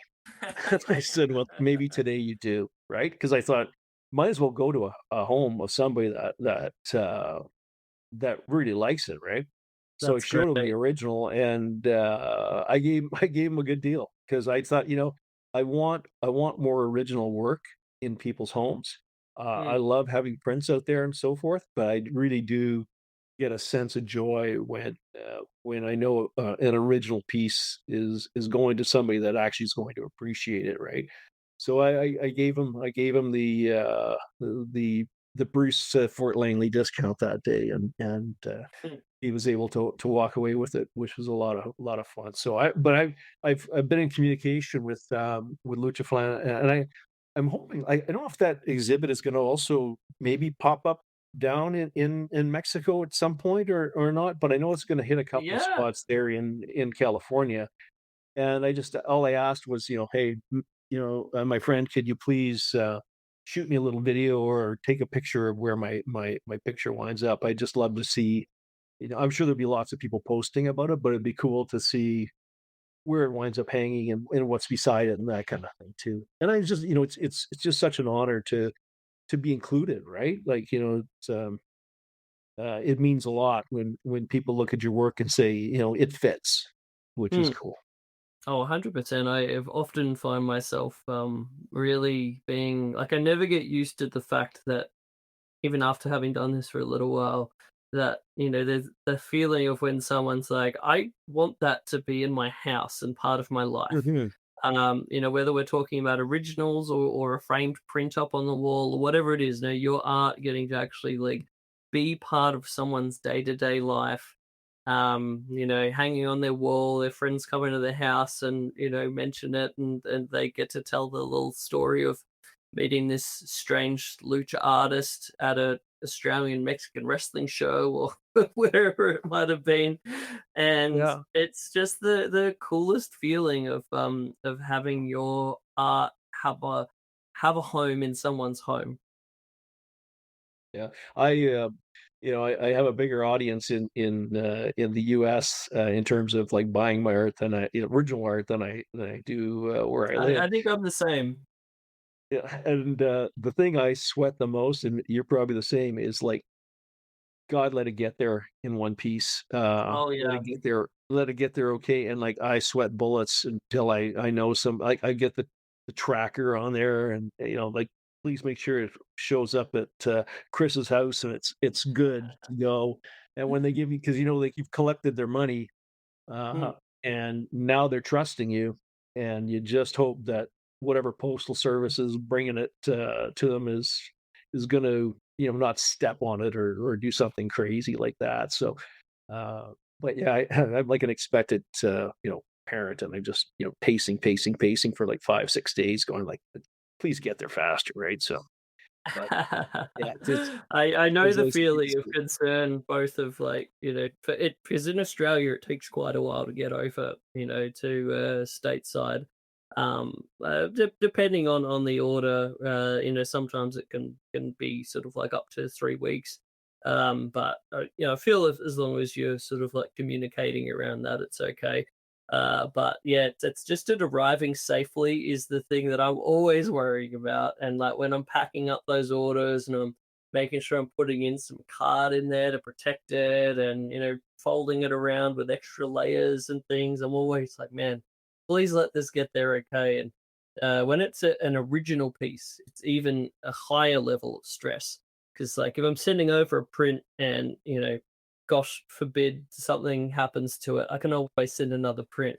But if sometimes I have people buy like the originals, for example, of like my match of the week series, and I'll include the original and a print, but there's only one original. So if something happens Yeah. with that and it gets lost in the mail or whatnot, there's not another one that I could just grab here to send over. So yeah, knock on wood, I've been okay so far, but it's always one of those fears. But It's just part of I it, had when one. we're working in a remote place like this.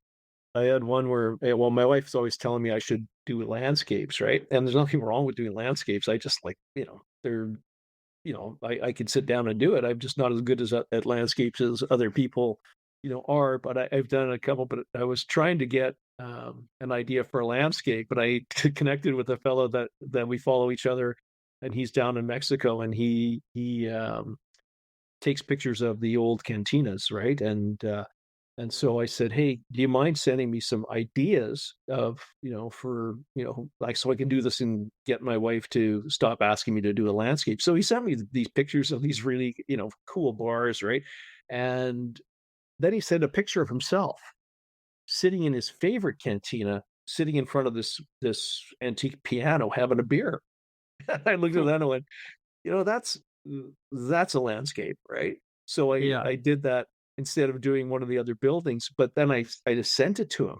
I said, like, it was really generous of him to take his time to send me these things. So I sent it to him, and I live very close to the U.S. border, so I assumed, hey, it's probably faster to send something out of the U.S. So I went down, I used the U.S. Postal Service, and I paid for this thing, and I sent it off.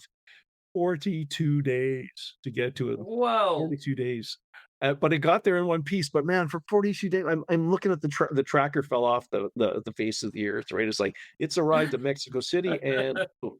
So I was so relieved when he got it. But then what he was so nice to do was, he's a photographer, as I said, and he had a show in a really cool gallery where he was putting his photographs from uh, the region that he had been chronicling or documenting. And out of the blue, in one of the little alcoves, he put my drawing in there of him. Wow. And I was just blown away. Like, it was all photographs, and then boom, he was kind enough to put up the picture that I sent him of him in one of the cantinas, and so it was worth the wait and the stress to know that he had that and valued it, right? So that's the other satisfying part when you're doing your art and somebody said someone's taking it home and appreciating it and saying, that was done for me, or this is the picture I loved. Yeah, it's pretty cool. That is so great. I just love to hear how much of as a Canadian, like this connection and admiration that you have for Mexican culture. And obviously having traveled down there quite a bit, I've only been able to get over there the once last year, but it felt like I was doing a lifelong love pilgrimage, finally getting over there. And I just think it's so great that you have such a level of love for the culture. Like, did you have any sort of like kind of like family or friends connection that actually got you into it, or is it just something that you always kind of dug? Oh, well, my brother started going to Mexico many years ago. He's like a year and a half older than me, and he went down. He'd been there before, like to Puerto Vallarta, in some of the more touristy places, I would say. But he went down there for a month. For and his birthday was in December, so he went down there in December 1999. He was there for the year 2000, for his birthday, for Christmas, the whole bit, right? And so then he did some more exploring and he went to other places. And so he's the one that said, if you're not a beach person, because I'm really not, um, I enjoy the beach, but I just can't. I'm not the kind of person that can sit there, all day and read a book. I need to be kind of moving and uh, doing things and sightseeing or whatever you want to call it. But anyway, so he took me to San Miguel, my wife and I, to San Miguel, and that's where I had that amazing moment with the Alborada. And so what really was interesting, Chris, is they have this thing called the attack of the dawn, or attack the dawn, I think. And about 2 a.m. on one of those nights, they start blowing up fireworks off the cathedral and in the town square, and it just goes and goes. And I'm sitting there going, like, what is that noise? And we went up to our rooftop and we're trying to figure it out. We were like a half a kilometer from the action, but we were downhill, so we couldn't see it. And you could just hear this hum of people go like, whoa, whoa, whoa, that sounds like a lot of people. Should we go up there? Ooh, better not. So then the next day is when that big parade broke out, and I went, "What? This is fantastic!" And then I started asking people like what was going on in the square, and they explained it to me. It's like they basically pushed back the night, so to speak, and so I said, "Well, before I die, I'm going to be in that square." And so I've gone back 3 more times uh, for that, and it's just a bucket list moment. Like probably 5,000 people in a square at 2 a.m. Enjoying themselves. Uh, Nobody's out of control. You don't feel threatened. You don't, you just everybody's there for just the magic of the event, and you got fireworks coming out of the church and all that. So that like instant love for that city, and we just been back many times. It's been, I think, 13 times we counted. We've been there 4 times for that event, twice for Easter, one for something called Day of the Crazies. That's a whole other carnival-y type of event, and sometimes just because. And so, but now we're at a point where, like we say, we do want to keep going down. We want to explore Mexico City. We want to explore some other cities, and I had a nice invite from CULT-LUCHA to possibly put some art into a show that I think he's going to curate at the arena in Veracruz, and that's in November. And it would be neat to be able to get down to that. I don't know, if that's going to be possible or not, but it's just neat that the folks there are just so welcoming, right? Like Oh it's yeah, it's a and beautiful everybody just culture in think, terms of how welcoming they oh, are to outsiders. I was just like, man, I'm just like this gringo Australian, and I come here and I feel such a sense of welcoming from people in the community, people in the wrestling community, people in the lucha art community. Traveling from outside cities. Hours on public on buses and trains and stuff just to come hang out and spend a day, and I just yeah. felt so absolutely yeah, overwhelmed by the level of community and the kindness of welcoming kind of like an outsider like that. And I really think that's something that's so amazing about the Mexican culture, and something that I really, really love about it. Something that I even feel, when I do these um, Lucha Fantastica shows over here in Australia that are run by a beautiful Mexican couple. And I really feel kind of like drawn in and part of their family and their community in selling my art at their events. So it's something I just think is so wonderful about the Mexican culture in general. Yeah, when I was a kid, we lived in Trinidad and Guyana. We lived in Oh Trinidad wow. twice, and one of the things that my dad instilled in my brother and I is that when you go to somebody else's country, you're a guest, right? Yes. And when you're a guest, you treat people with respect, and that's all people want is just be respectful. Don't don't overstay your welcome, don't overstep your bounds, sort of thing, and just appreciate what's going on around you. And I've always tried to have that uh, philosophy when I go places, and I think that when if people sort of sense that, that you are um, respecting and enjoying, and everything you're doing is, and you are a guest, if you will. I think they're more inclined to be more welcoming, and people are people wherever you go. That really is a reality, right? So people are kind and generous. There's more kind and generous people in this world than there are people that you don't want to be associated with, and I just find that the folks the place that I visited in Mexico have just been so nice to greet us, and we get to take in their culture and enjoy their food and their architecture and their history for what we can absorb of it. And the thing that I did, though, Chris, when I was down there, because I was there for 3 days, right? Uh, I went to I just mapped out a thing that would be, what's the ideal trip for Bruce. So I managed to make it to the, I'm going to pronounce it incorrectly, but the Tecoani store. that has the art of so many. It's all lucha inspired art, and it's many of the artists that I follow. I took Wow. an Uber over there, and then I took an Uber over to Elio de Santos shop, and like I know he's not going to be there, right? But I dropped off a couple of prints of things that he's collaborated with me on Instagram, and I assigned them, and I talked to the nice gentleman at the counter, and I said, "Can I leave this, for him?" And he said, "Absolutely, I'll get that to him." And Wow. and again, like he's a guy that's got I have 9 million pieces of fan art, but it just meant something to me to be able to stop in there and I bought myself some swag, obviously, and then I also got to Blue Demons Gallery, and I had a ticket to the Sunday show at Arena Mexico, Mm. and bought that on Ticketmaster, up in Canada, trying to like negotiate the Spanish on the site. But I managed to get myself a good seat. And then my concierge at the hotel, Edgar, who was really happy for me, like that I was, down there for the exhibit and so forth. He said to me on the Saturday, he goes, there's a show tonight too at the Coliseo. Oh. And I said, there is? And he goes, yeah, yeah, you can get a ticket. He says, don't buy from a scalper. I said, well, why don't I fire up my Ticketmaster app? So he helped me with the Spanish, right? And I got myself a great seat. Like I was tucked back a bit, but I was only 12 rows back.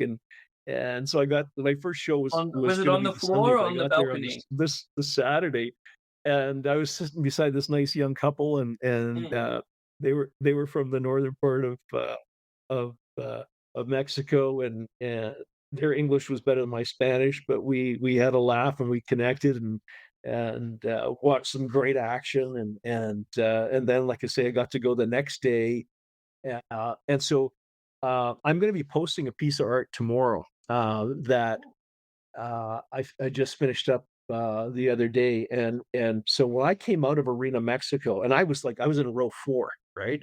I'm close to the action. I figured I'd pick the best seat, and I get there and I'm told I can't sit in this seat because this family's got this very short row. And I said, "Well, but this is my seat." And they said, "Well, can we just move you one row closer?" And I went, "Yeah, you can do that." So I got to be one row closer, and there was guys like Neon, were Oh, there. incredible. Mystico was there. Atlantis Wow. Junior was there.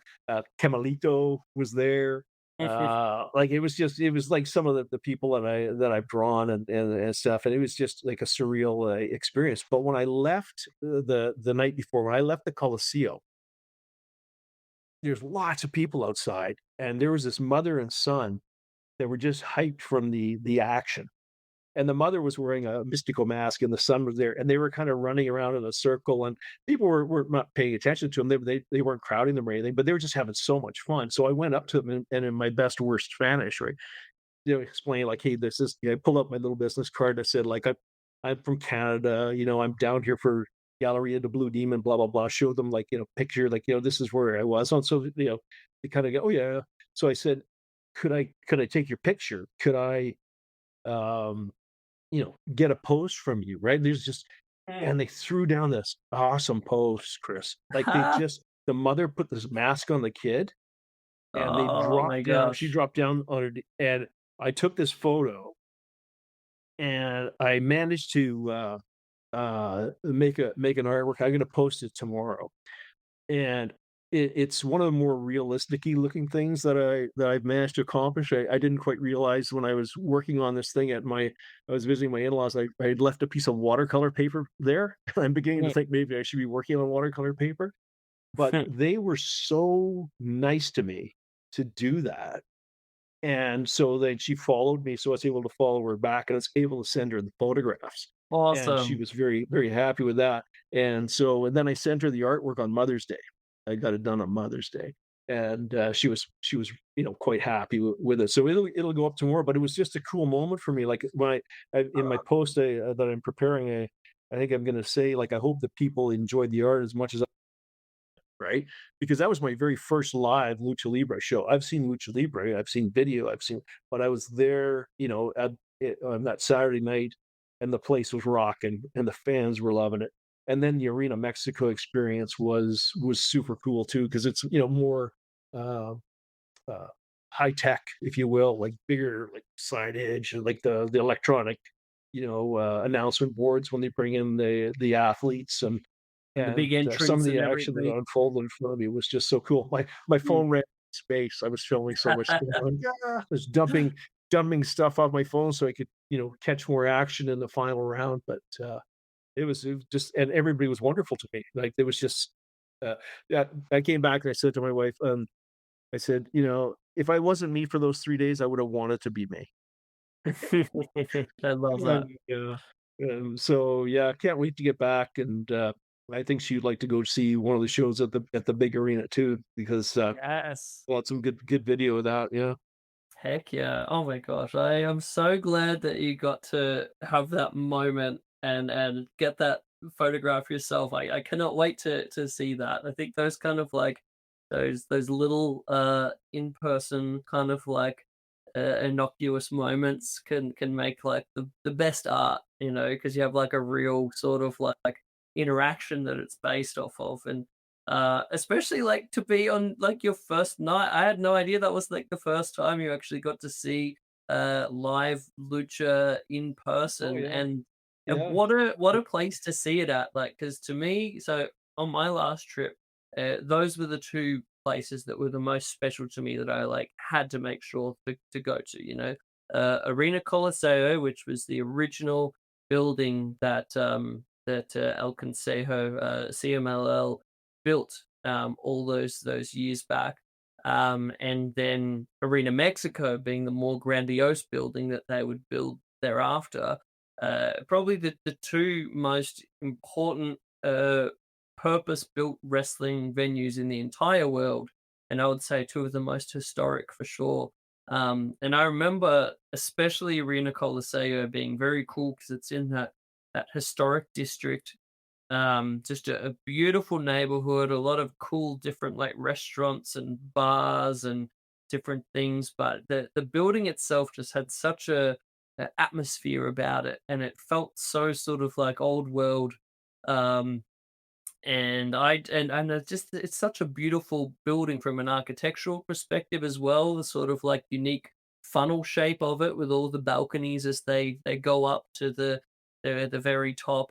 But oh man, I'm so glad that you got to experience that in person. Like, was there an element like if you've been making art of this stuff for so long, then sort of like being there, did it just feel kind of surreal? Oh yeah, it was pinch me, right? Like it was just pinch me moments, and especially like so when my seats in the Coliseo, I was on the lower level, right? So I was back. I was only 12 rows back, but I didn't have an opportunity to really get a good look at the circular, structure and that kind of thing. And I know better now, like because I bought that ticket last minute, right? But I know better now if I were to go back, kind of where I would try to get my seating and all that kind of stuff. But yeah, it was just to watch it. I mean, just to watch everybody reacting to it. And the thing that I was pretty close to the tunnel where the wrestlers were Yeah. coming out. And about by the third match, I started to notice. I don't know if you have this muscle rub in Australia. I don't know if they still make it anymore in North America called A535. Have you ever heard of this liniment? It's got a very distinct No. mentholy, almost pepperminty smell to it. Oh, By yes, yes. the third match, the whole building started to smell of A535 because I'm thinking these guys are so sore. So, they're probably all like getting they treated before they go out onto Oh, the like floor. we think we call it like icy hot. Yeah, yeah, like that's exactly right. Yeah, exactly. And so like it was all of a sudden like the either that or the person in front of me must have gone to the bathroom and rubbed it on, but I don't think so. It was just like I could smell the building just smelled very pepperminty and like linimenty, and I just thought that was so cool. Probably that and That the smell of spilt beer as well. So it's a big one from well, my memories. well, not near me because I didn't spill any. Well done. And then the next night, like where it was so close to the action was like again like a pinch me moment because at one point there was a match. There was eight guys in the teams of four, right? And I was kind of looking to one of those sections that's open where guys will fly out of the ring, and there's a couple of guys down below, and a couple of guys came, through the air at them, and boom, and I was like, okay, that's cool. And I'm filming it, and out of the corner of my eye, like 4 more guys just come wailing in on each other, and they're right there. I'm in row 3, and there's 8 guys just flailing around until the referee, tells them, "Hey, get back in there," and so forth. And like I couldn't have got much closer to the action, and Oh some yeah, of the third row hands, was wild. yeah, some of the hand springing and flying and spinning. And there was one moment where I can't remember who it was, and I think I ran out of space on my phone at this point. Somebody threw a guy, and he just cheekily landed on his hands and started hand walking across the ring, and then flipped himself up. It was unbelievable. Like the athleticism was off the charts, Oh yeah, and the there's showmanship nothing was like it. just incredible. Yeah. So Mm. yeah, uh, so to your point, yeah, I absolutely adored it. It was so cool, I and think I'm everyone so glad I owes was it able to to do. themselves to make sure to go to experience Arena Mexico or Arena Coliseo, Yeah. one time in their life, regardless of their level of familiarity with lucha. It's just no matter who you are, you're going to enjoy the heck out of it because you just Oh, can't not. it's a spectacle. It's a Yeah. spectacle for sure. And there's, for what I paid for the seat, like I couldn't get a hot dog and a beer at a hockey game in Canada for what I paid for that front row action. Mm. If you go to a sporting event in Canada, it would cost you to go to a hockey game here would probably cost you 300 Canadian dollars to get a seat Yeah. at a game, one game, and they play like 84 of them a year, right? And I went to this event for, I don't know, maybe $40 Canadian for one of the best seats in the place. Now I know So that good. probably down there, maybe that's going to be a pricey ticket for some folks, perhaps. But as a tourist, you can't afford not to go. Like you really can. If you've traveled all that way to Mexico City, you got to look into it for sure. Yeah, no, for sure. And I think they've done a good job in terms of like, I know they have increased the prices slightly recently, but they are still kept low enough to where the local fans that really love it, that are there every single week, are still able to go. Like they could increase those ticket prices a lot more if they were more just gonna not care about the local fans and more cater to Yeah. the traveling fans. But I think it's a really big compliment, I think, to CMLL that they are still you know treating things to where those loyal diehard weekly fans, those families, are still able to go.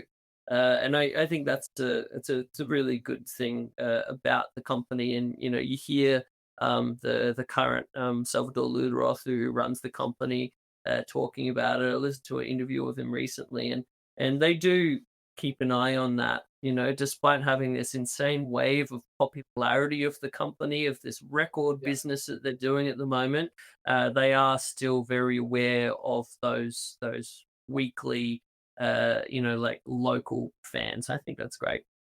Yeah, no, I agree. I think it's a reasonably priced for top tier uh, athleticism, entertainment, action. Like it's you go you'll never forget your first experience there.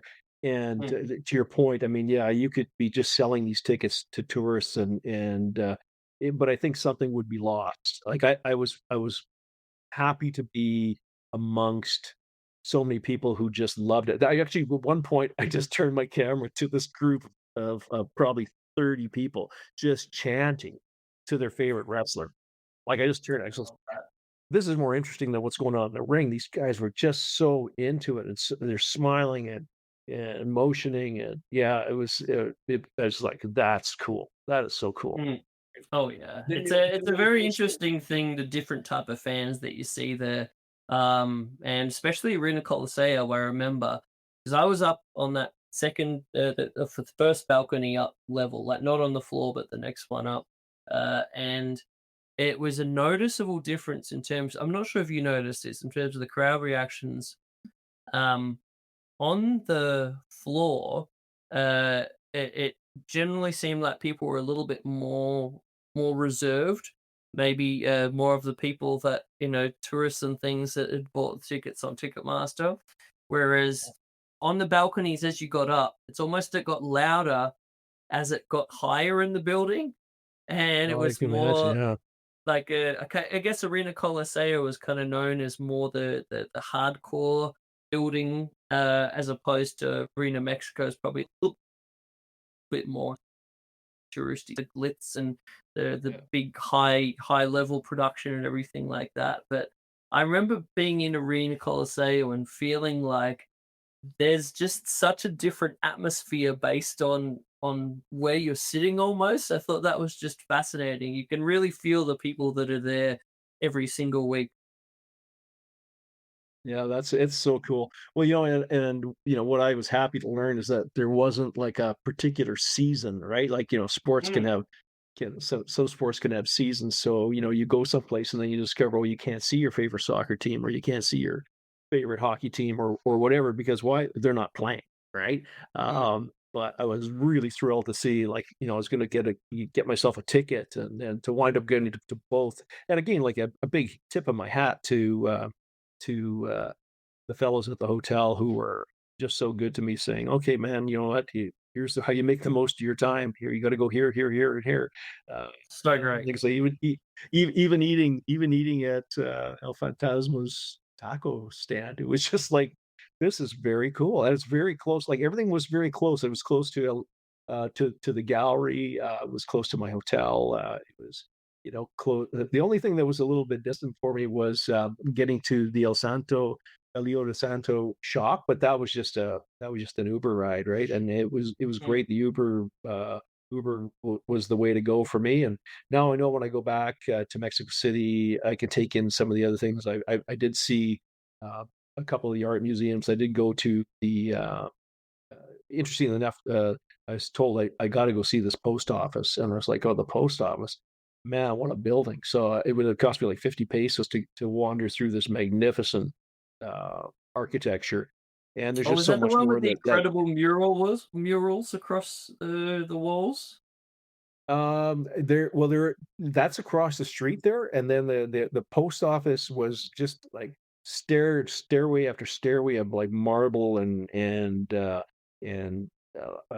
brass, and yeah, it was just kind of preserved in its old ways, but it was in the same general Oh, area that I think you're referencing. And yeah. yeah, I was able to, and I was there on a Sunday, I think, so I was able to get into one of the buildings for free, because it's Sundays, they let you in for free. Um, Yes. but yeah, like, again, tip of my hat to the folks at the hotel who were excited for me, right? So that I could see as much of the city as I possibly could, in the time that I had. And the little takeout window across the street from my hotel, man, I went there 3 times. I went up to a policeman. I said, that looks good." He was eating some food off of a plate. And he kind of like, nodded, and I said, "Can I get it to go?" And he's like, "I don't speak English." So I talked to this other gentleman, and uh, next thing I know, I had this little bag of food to go, and then I went back the next day, and met the young kid that was working on the street there, and he now follows me on Instagram, which is very cool. And he got me sorted out. And then I went back the next day. He was working in the kitchen. He saw me, and the next thing I know, when I got my order, I had some extras in there. It was Nice.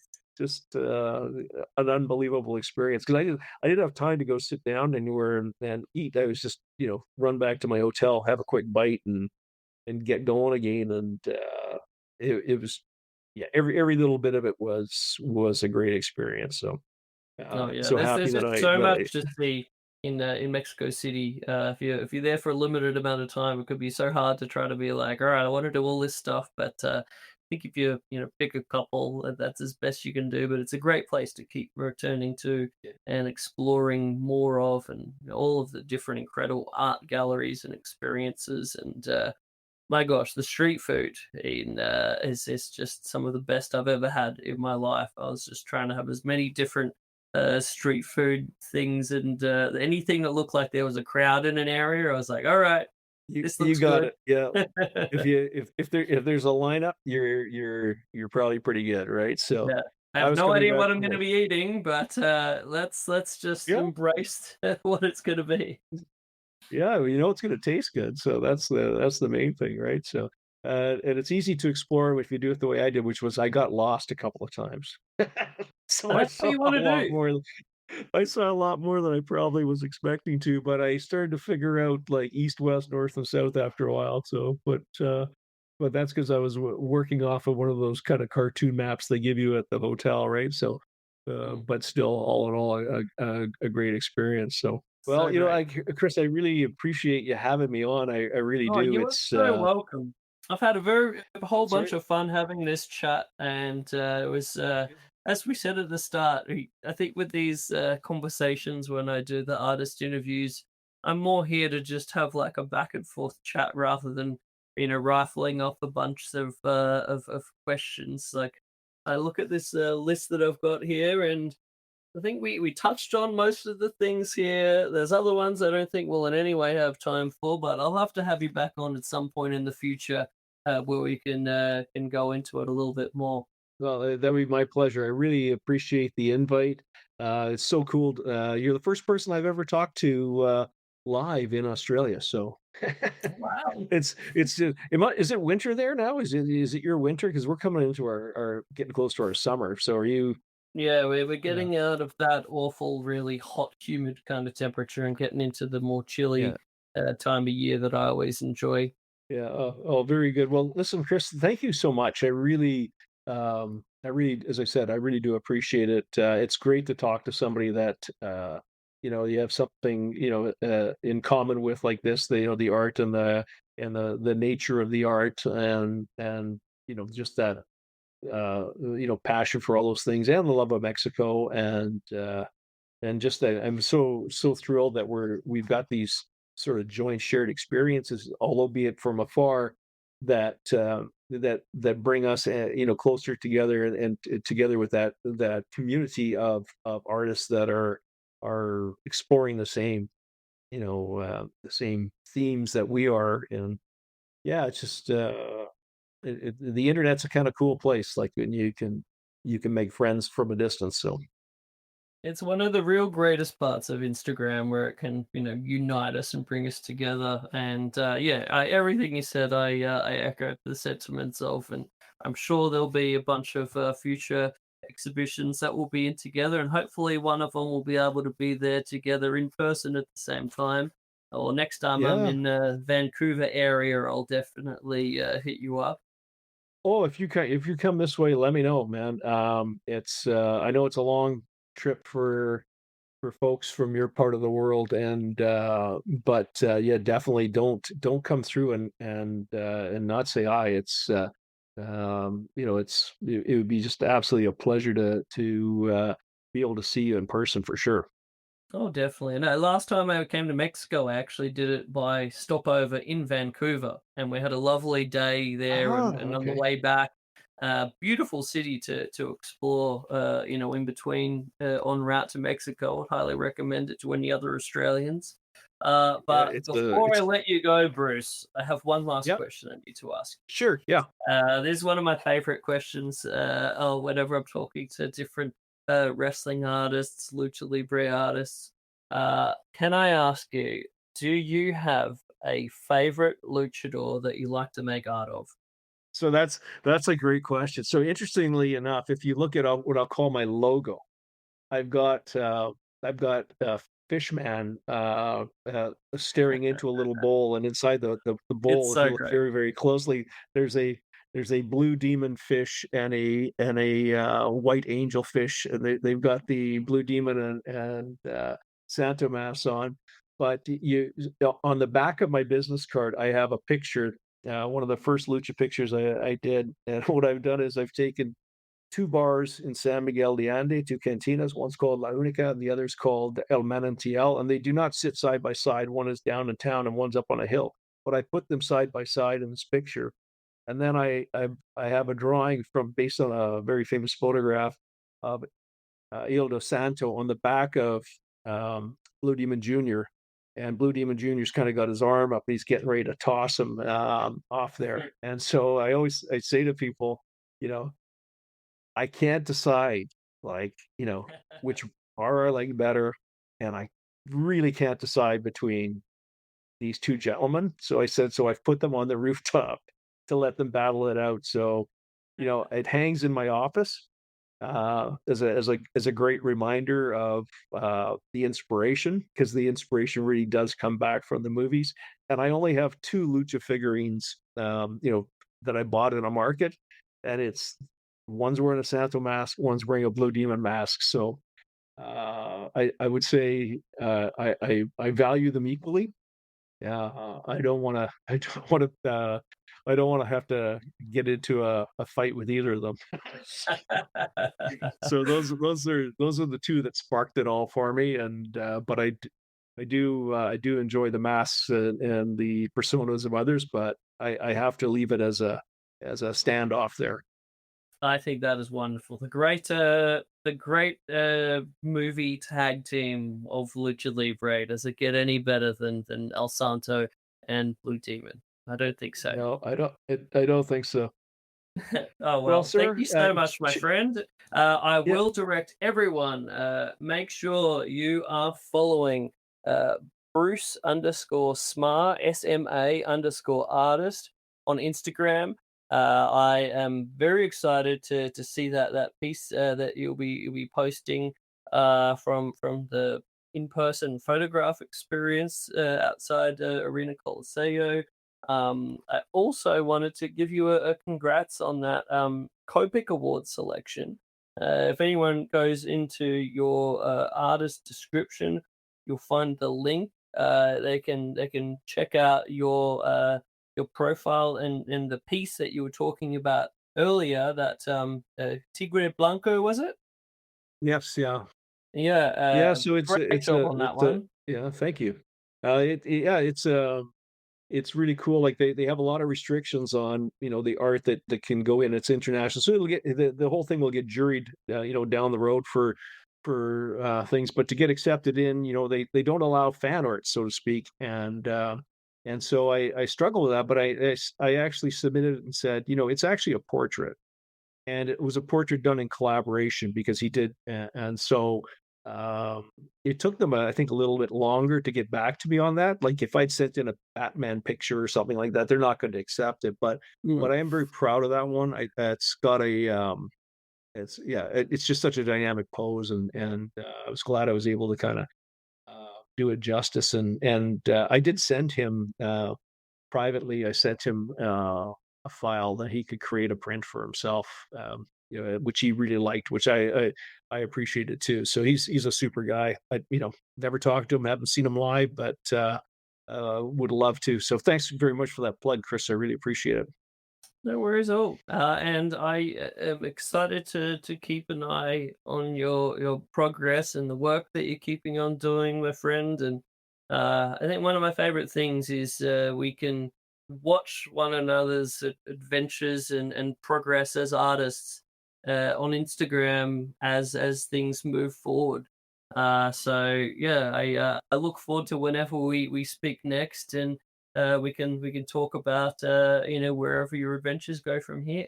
Yeah, I feel the same, Chris. So all the best to you. And I think in terms of just to help me technology wise, I don't want to mess anything up here. Or will you sign off, and then I'll just leave my machine going for a bit? Is that what I need to do here? Yeah, that works here. We've both been working out the technology of a new podcasting recording setup here, because technology, as often is the case on this podcast, was not on our side. But I think hopefully this will end up recording and end up on an actual podcast this week. But yeah, thank you so much once more, Bruce. This has been a lovely chat. Everyone follow Bruce, and if there's any of Bruce's work that you see that you're particularly attracted to, I'd highly recommend swing Bruce a message, and he might be able to help you get that one in your hot little hands. Sounds great. Thanks, Chris. No worries at all. But thanks again, and we'll see everyone a little bit later. Cheers. Cheers. Bye-bye. Alrighty, thank you so much, Bruce. Lovely little chat there. I'm still getting used to this new podcasting platform, as I mentioned. So, apologies if there were some little bits where we talked over one another a little bit, but hopefully we'll work that out for the next time. But I really enjoyed the heck out of that one. So nice to get to know Bruce a little bit more. And to just vibe over making art inspired by Lucha Libre, our love of traveling to Mexico as well. Very cool. Thanks again, Bruce. I would also like to thank you, our loyal listeners here, for listening to this thing. Hopefully you get something out of it. Hopefully, I do sometimes get messages from folks saying that this podcast gives them a little bit of motivation to make the things, whether that's lucha art or wrestling art or whatever it might be. But whatever that is, it always gives me a big kick. So if that's the case, please let me know. It puts a big smile on my face. But man, I love doing this thing. I love making art of wrestling. I love to talk about it to folks and talk about their similar passions. Yeah, man, I enjoy doing this podcast. But I would also like to say a big old thank you to the great team at Social Suplex that allows us to do this thing. SocialSuplex.com is the hub of this network of wrestling podcasts. The home of this one, as well as a variety of other fun wrestling podcasts on there, such as One Nation Radio or Keeping It Strong Style, the New Japan podcast of the network, featuring my dear pal, young boy Josh Smith. We've got the Trish and Sarah podcast. We've got Imp's WWE Adventure. We've got All Things Elite. Believe there's still a Joshi podcast on there. I need to check that one out. Tunnel Talk, just all of the things. So give them a listen if you are interested. But big thank you to Social Suplex for allowing me to do this thing for bloody old 108 episodes, guys. 108 episodes of this podcast and more before it back in the Grown Men Watch This Shit days. But I still am getting a big kick out of getting to talk to you guys about this stuff, and also to kind of keep it as a little bit of a personal journal of my thoughts on this stuff and where I'm at in my life and as a wrestling art dude. But again, I hope you guys are enjoying. I hope you guys have a wonderful week or next little while until I speak to you next. And if you are feeling motivated, like I said before, I'm gonna break out the pens and pencils and paint or whatever it might be, and get making. Thank you so much. Again, christhings.com.au is the place if you would like to procure any of the things or just have a little gander. And please, never be a stranger. If you ever feel like saying hello, mentioning anything about the podcast or my art or what wrestling you're watching or anything like that, Instagram.com/ChrisThing. There's a little message thing on there. You can always message me on there. Or you can email me off of the website. But I think that's it for today. We're past the 2-hour mark. Whoever's still listening, I appreciate you. But again, I appreciate all of you, and I enjoy this. So you all take care. Enjoy. Do the hammerlock. I do the hammerlock. Do the hammerlock, you turkey necks. Yeah, do the hammerlock. I do the hammerlock. Everybody's doing it. Do the eye gouge.